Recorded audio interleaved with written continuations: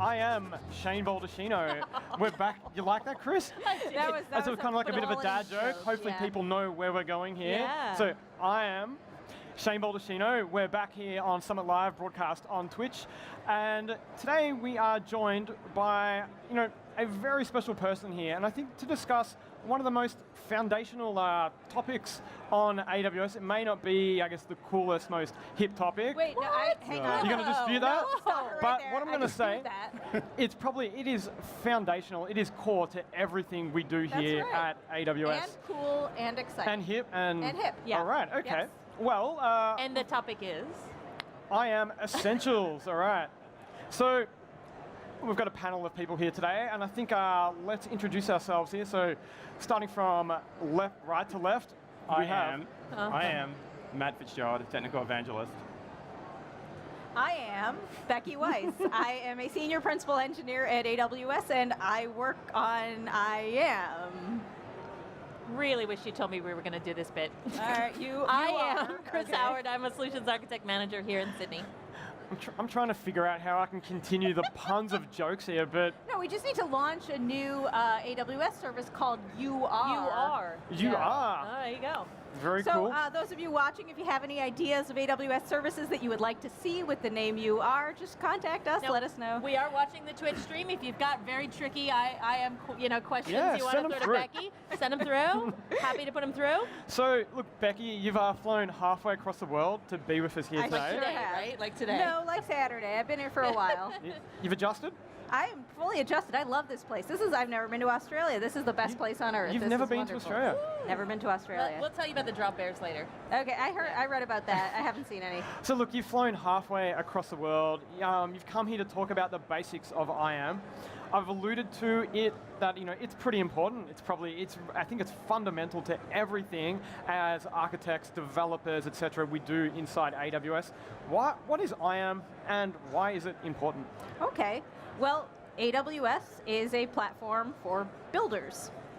Builders to build things on AWS. And everything in AWS, one of the great things about AWS is everything's controlled by API. There's no ordering servers, there's no racking, there's none of that. Now, if everything's going to be controlled by API, of course you need a way, when you're calling these APIs, you need a way to tell it who you are. And also, what permissions you have. You need a way to assign permissions to the various people and applications that are allowed to interact with the things that you have in the cloud in AWS.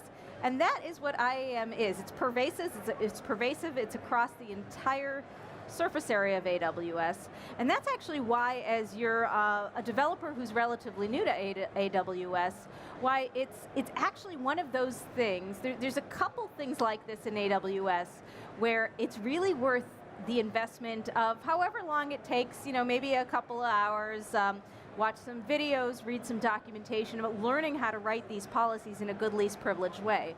Because once you learn how to secure anything in AWS with IAM, you can secure everything. So I like the concept of least privilege, and you've just mentioned policies there. So, things like file systems, like on the Windows side, you've got like NTFS, and on Linux, you might chmod or chown.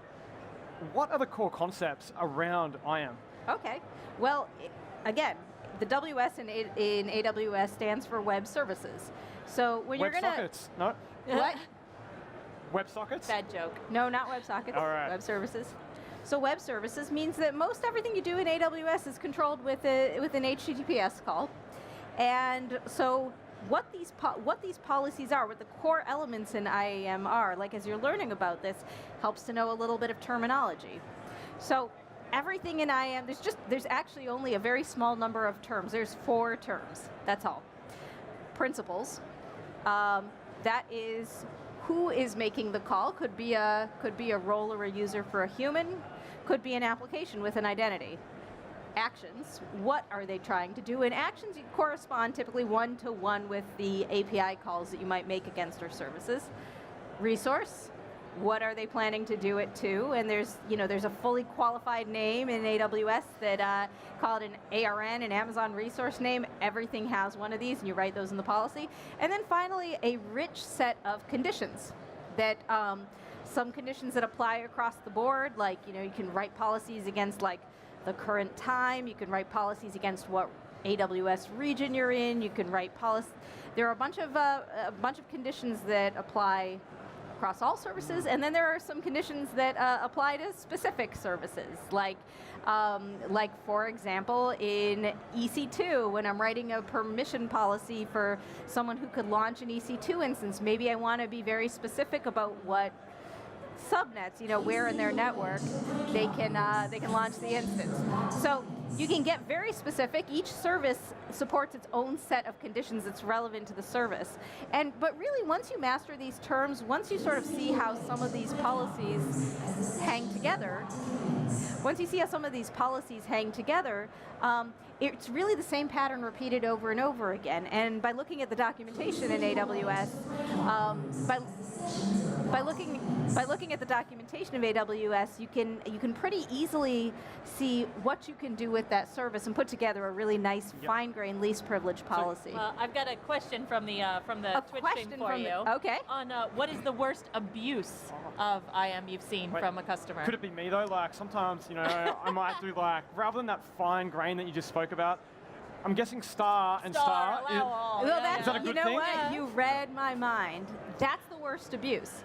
Now the question is, what do you do about wait a sec. So would you say it's the worst abuse? So I will often, if I'm trying to debug something, I might just give star just to get something working, and then I'll try and narrow and hone in.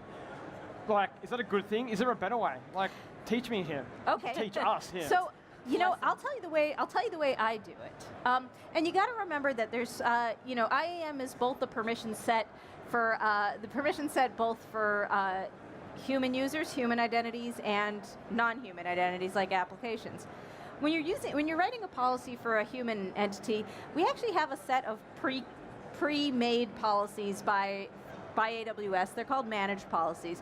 They're in a nice long list, and they have friendly, meaningful names like DynamoDB read-only. Well, it's pretty clear Naming things is hard. So yeah, it's pretty clear that's going to give you read-only access to DynamoDB, and those policies are really good for use by humans. But if you're writing an application policy, you probably want to be really specific about what it can do. This particular table in DynamoDB, and it's going to use this index, and it's going to write and read, but not scan, right? You'll want to write a very particular policy for it. The way I like to do that when I'm trying to get my policies really fine-grained, I like to iterate from the other direction. I like to start with pretty much nothing. Yeah? Yeah, not with a deny statement, but just with a nothing. Nothing. Right? If you start with a nothing and you try to run your application, it's going to fail pretty fast, right? But you watch what it is actually trying to do. Where would you find, it's failed, my application hasn't worked? Where would I find, some information to help myself debug the problems that I'm facing? Well, as you're building a policy in an iterative way like this, usually I find that you hit an access denied, and it's pretty clear you haven't added this yet. So then I would be like, okay, it looks like I made a DynamoDB query call, and it got access denied because I said nothing about DynamoDB query in my policy, and I need it. And then I'd look at query, and I'd look at we have this great set of documentation pages. It goes service by service with this nice matrix for each service that shows you each action, exactly what you can do with it. So I'd go look at DynamoDB query. I would look at it and be like, okay, I see that I could narrow it down by index. Do I know what indexes I'm going to use? I see I can even narrow it down by primary key, if I can be specific about that. So I look at how I can be specific, add that, try it again. Hopefully I get a little bit further next time. Now, every once in a while, you think you wrote your policy right, you're trying to make calls, access denied. You don't think it should be access denied, you think you allowed that access, but that happens. It does happen. Now, debugging that, it's very much like debugging that is very much like debugging code. Yeah. How do you debug code? Well, I think many developers who are watching this will be familiar with the concept of rubber duck debugging. Have you guys ever heard about that? I wanted to have a rubber duck on stage. Yeah, why? We're here as developers. We have a sumo. Yeah, okay, He looks this way. Yeah. Okay, we have a sumo guy. If I were debugging something and I think my policy should work and it doesn't, well, I would explain to the Mr. Sumo over here, exactly why my policy doesn't work. should work. And he's going to ask a lot. He's going to ask a lot of questions. He doesn't know a lot about IAM. He's just a sumo guy, right? He doesn't know a lot about IAM, so he's going to ask me, okay, why do you say that? Why is that true? Why is that true? Now, if Mr. Sumo fails me here as I'm trying to debug my IAM policy, what I can do instead is another debugging trick where you just simplify, simplify, simplify until you get to the point where you're getting the answer you want, where it finally works. And then you can kind of work back from there. What was the last thing I did that made it work? And that's the thing that's suspect, right? The thing that you had to take away or add or something like that. Then you've narrowed it down at least. So you can start kind of winnowing down what the problem might be. All right, I got a question from the chat. Okay. Ask Becky about the kazoo. Oh, I should have brought my know what kazoo that up. means. Okay, well, so here's the We're talking thing. about the musical instrument? I hope so. Yeah, no, we do. So here's the thing, right? Like, I play piano. I don't play piano very well, but I've played piano since I was 4. You play it better than us, probably. Maybe. Yeah. We don't have a piano to hear. We can't do a piano off. I play piano not that well.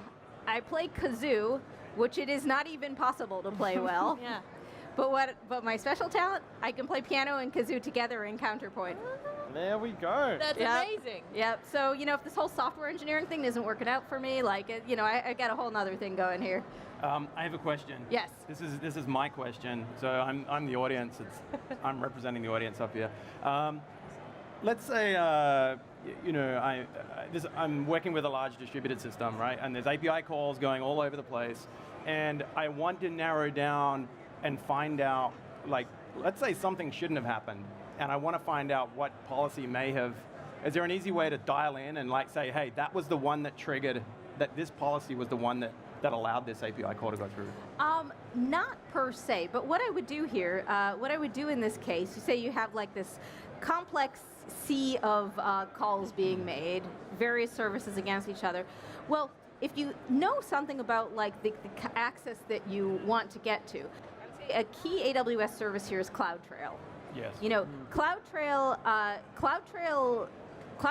records the full context of many API calls that you make around AWS, and in fact, for services with faster API calls such as S3, you can in fact enable finer grained CloudTrail for that. So you you go and turn on your CloudTrail, which you should have on anyways, security best practice. You go, and there's actually a nice UI for finding the thing you want to find. But even, if you want to go even more advanced than that, one really nice CloudTrail trick that I've found is that you can actually configure your CloudTrail to be queryable with AWS Athena. Nice. You can write SQL statements to query your CloudTrail. There's documentations on how to do it. There's a little bit of setup involved. Maybe we can paste them in the Twitch feed here. Yeah. So look, Becky, we are out of time. 10 seconds. She is presenting tonight at the there we Developer go. Night Oh, for I'm those so of you who are excited about coming. that. So you'll be able to hear more from Becky So tonight. 10 seconds. Can you sum up IAM? Why is it amazing? IAM is amazing because it is what enables you to use all of AWS securely. Boom. There we Very go. cool. So thank you very much. We Thank will be you back so much. shortly. Thank you. See ya. Bye.